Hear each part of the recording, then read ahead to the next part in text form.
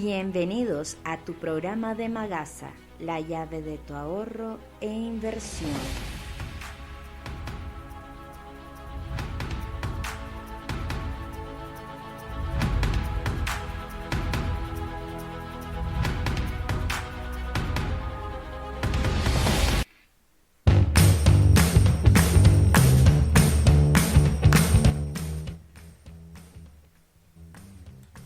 Hola amigos, qué gusto estar aquí con ustedes hoy, aunque muy triste y consternada por las últimas noticias del mundo que estamos viviendo actualmente con el conflicto de Rusia y Ucrania que estamos viéndolo en el día de hoy y que definitivamente nos pone en un estado total de incertidumbre. Y obviamente oímos muchísimas noticias alrededor de las redes sociales, de los canales, y definitivamente eso crea más incertidumbre. Nosotros, y yo en particular, no quería dejar pasar este tema y he preparado un programa especial de los podcasts de Magasa, en el cual he querido resumir lo que está ocurriendo si el problema bélico entre Rusia y Ucrania continúa. ¿Y cuáles serían, en materia económica, los efectos que esto puede traer en el corto, mediano y largo plazo? Y espero que este resumen sea de utilidad para ustedes. Más allá de crear más incertidumbre, lo que intenté hoy es resumir un poco qué está pensando desde todas las partes involucradas, ¿no? Y definitivamente estoy segura que esto crea oportunidades, como siempre, y lamentablemente inclusive las cosas no tan bonitas y no tan complicadas como este tema de hoy, puede crear oportunidad y definitivamente eso va a pasar. Así que bueno, la tensión hoy entre Rusia y Ucrania parece haber alcanzado un punto de no retorno. Para lograr un alivio de la situación sería necesario que una de las dos partes diese un brazo a torcer, algo poco probable, ¿no? Tras el ataque que Rusia tuvo hoy hacia Ucrania. Ahora, los analistas empiezan a calcular cuál será el costo económico del conflicto entre ambos países. Las consecuencias se producirían entre 3 tiempos, con diferentes víctimas. Los mercados financieros primero, el precio de las materias primas al contado y sus derivados después. Obviamente producto del impacto de las sanciones. Y una tercera parte también podría ser conformada por unas tensas o tendencias más estructurales de largo plazo que implicarían desde un mayor gasto en defensa hasta un nuevo impulso a la desglobalización. Es cierto, o en cierto caso, en algunas de estas consecuencias ya se pueden ver, ¿no? El choque está afectando de lleno a los mercados financieros con caídas en la bolsa, a pesar de que hoy la bolsa americana terminó con unos puntillos o unos décimos arriba, sobre todo el mercado de tecnología, impresionantemente subió más del 3% el día de hoy, cuando empezó en la mañana bastante fluctuante. Pero, por otro lado, los ascensos del precio del oro y las materias primas también se evidencian. Otros movimientos podrían acentuarse con la inminente llegada de las sanciones que la Unión Europea y Estados Unidos va a comenzar a implementar sobre la economía rusa. Desde la institución o algunas instituciones financieras piensan y explican que, con una nota muy relevante, que una guerra rusa contra Ucrania sería una tragedia humana. Así lo conceptúan. Y podría decirse que es la peor amenaza para la inseguridad mundial desde la crisis de los misiles cubanos en 1962. El posible impacto económico, financiero y político en Europa podría tener 3 etapas: muy corto plazo, medio plazo y largo plazo. En el muy corto plazo están las consecuencias apuntadas anteriormente, desencadenadas por el conflicto y las sanciones. Se produciría una aversión al riesgo en los mercados ante un crecimiento de la incertidumbre inusualmente. Esto vendrá de la mano de un retroceso temporal en la confianza de las empresas y los consumidores europeos, que podrían restar algo de potencia al despegue de la economía tras el Omicron, pero en ningún caso generarán una recesión. Eso suena bien por ahora. ¿Qué hará la banca central en este caso? Las sanciones y el conflicto provocarían un aumento adicional en la inflación de la energía, pero también de la incertidumbre económica, lo que podría llevar al Banco Central Europeo y al BOE a actuar con más cautela en sus reuniones de marzo, que estaban previstas. El discurso de los bancos centrales giraría en torno a las sanciones que tienen para reducir los estímulos, pero no harían caso o no darían pasos concretos hacia una retirada hasta que se vea con más claridad cuál es el impacto real de este conflicto. La ansiada subida de los tipos de tasa de interés en la eurozona podría entonces retrasarse, ¿sí? Algunos economistas también señalan en una nota que ahora mismo, a corto y mediano plazo, es probable que Rusia haga frente bastante bien a las sanciones occidentales, pero a largo plazo causaría un daño considerable en su economía. Las economías occidentales también sufrirían una escalada también. Además, el Banco Central Europeo probablemente se vería obligado a posponer su cambio de rumbo a pesar de un nuevo impulso en los precios. Algunos expertos también piensan que el Banco Central Europeo podría prolongar su programa de compras de netas de bonos APP al menos hasta el fin de año y mantenerlos abiertos para amortizar las consecuencias de cualquier conflicto en Ucrania. Y obviamente algunos de estos expertos, como asegura Reuters, Yanis Stounaras, miembro del Consejo de Gobierno.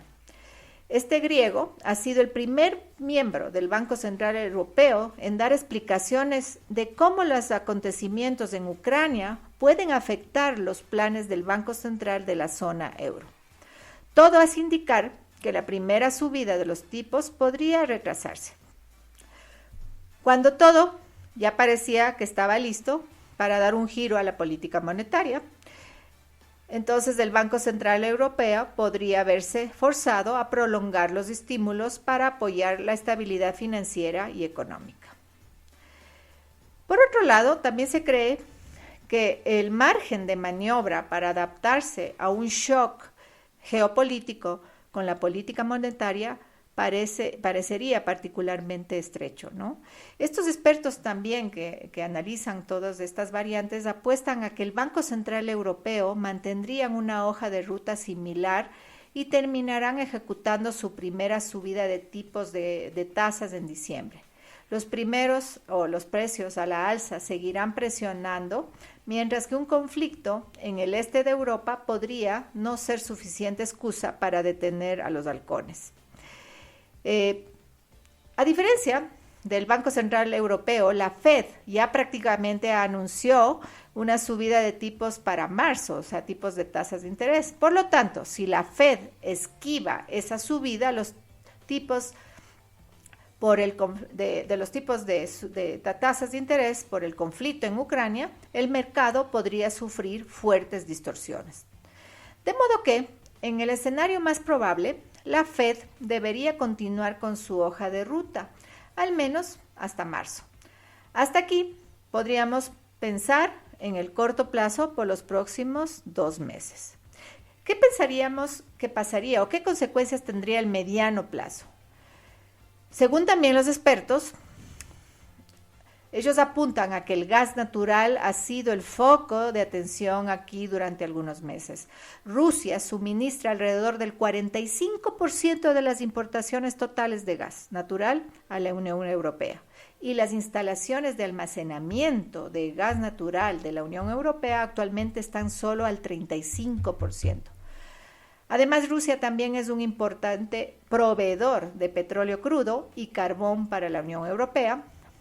Y según la Comisión de la UE, Rusia representó el 47% de las importaciones de huella de la UE en el 2019 y el 27% de las importaciones de petróleo de crudo. Sin las importaciones rusas, Europa sufriría un aumento todavía mayor del costo de la energía.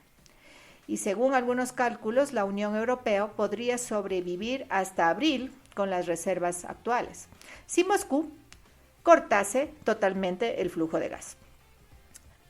Aunque todo lo anterior no desencadenase una reacción, una recesión en la zona euro y en la EU, lo más probable es que la gasolina, la electricidad y otras materias primas van a alcanzar nuevos máximos históricos, obviamente impulsando la inflación de forma amplia en nuevas oleadas de alzas de precios, lo que podría ahondar en el descontento que ya domina en los consumidores europeos, que están siendo víctimas de una de las mayores crisis de costos de vida de las últimas décadas.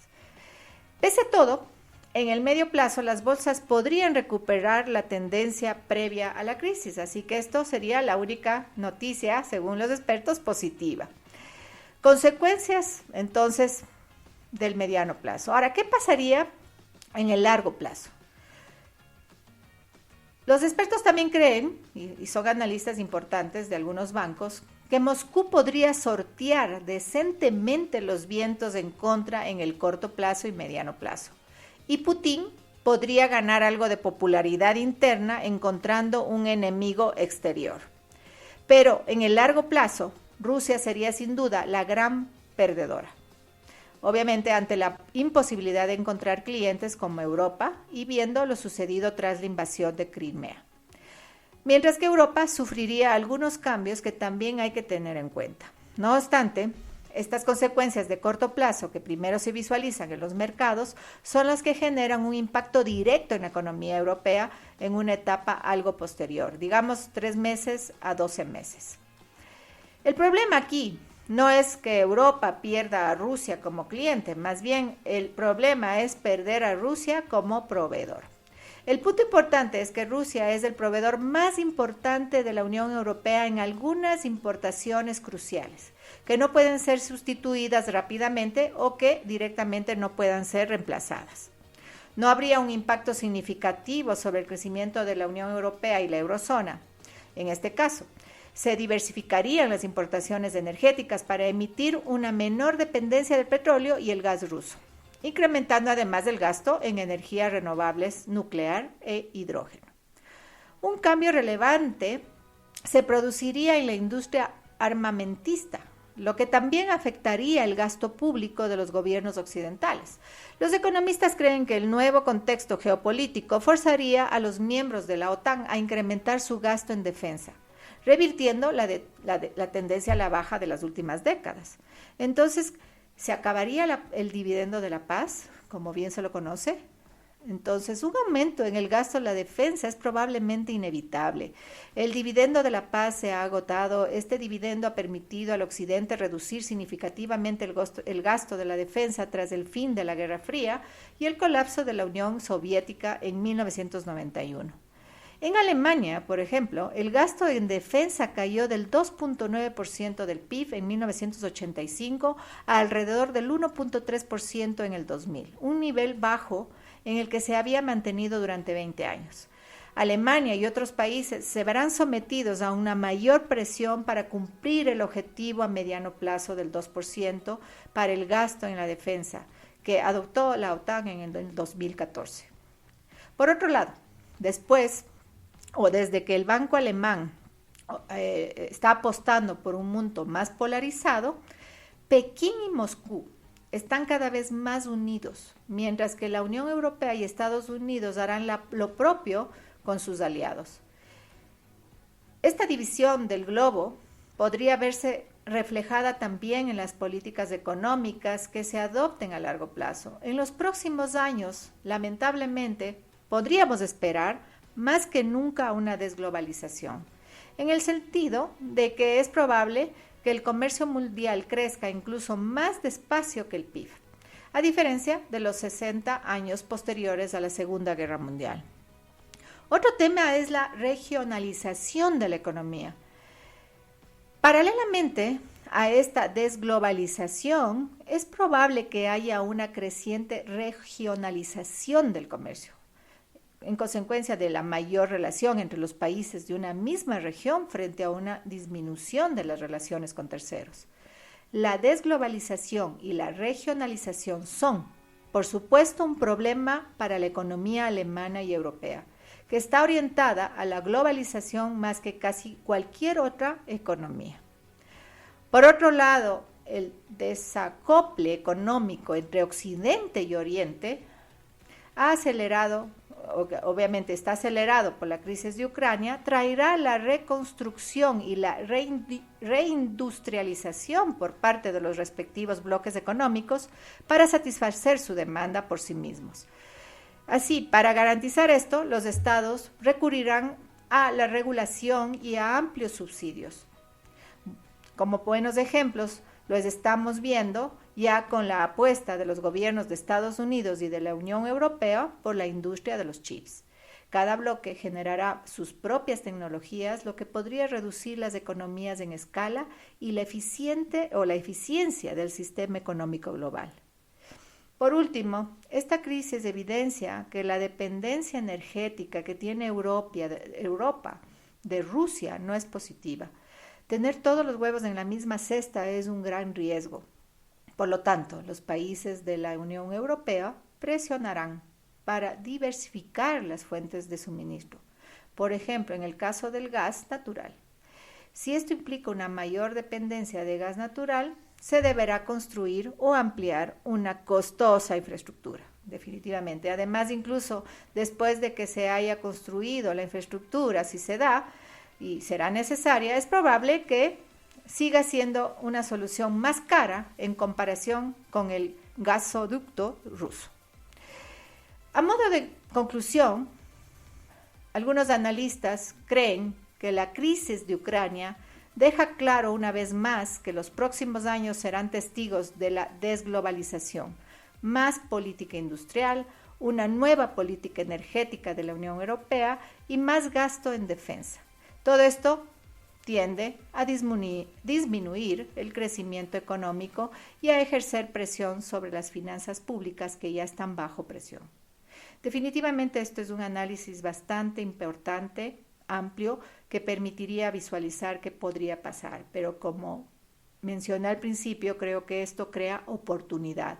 Las oportunidades vienen lamentablemente en los momentos buenos y en los momentos malos, y los mercados van a aprovechar cada una de estas posibilidades. Así que si estás pensando en el largo plazo, no te dejes llevar o no te dejes llevar por lo que estamos viviendo hoy. Simplemente son cambios que traerán cambios también, y que estos siempre serán relacionados con un crecimiento al mediano y largo plazo. Así que si tienes alguna consulta respecto a esto o quisieras ampliar estos conceptos, no dejes de escribirnos en nuestras redes sociales y estaremos gustosos de contestar, y seguiremos investigando más temas para ti que podrían mejorar esta información en el corto plazo. Así que estamos aquí listos para contestar cualquiera de tus sugerencias, y mucho gusto con este programa especial de hoy, que lo que hemos querido es dar un poquito de enfoque de lo que está pasando actualmente. Así que un gusto, nos vemos pronto, bye.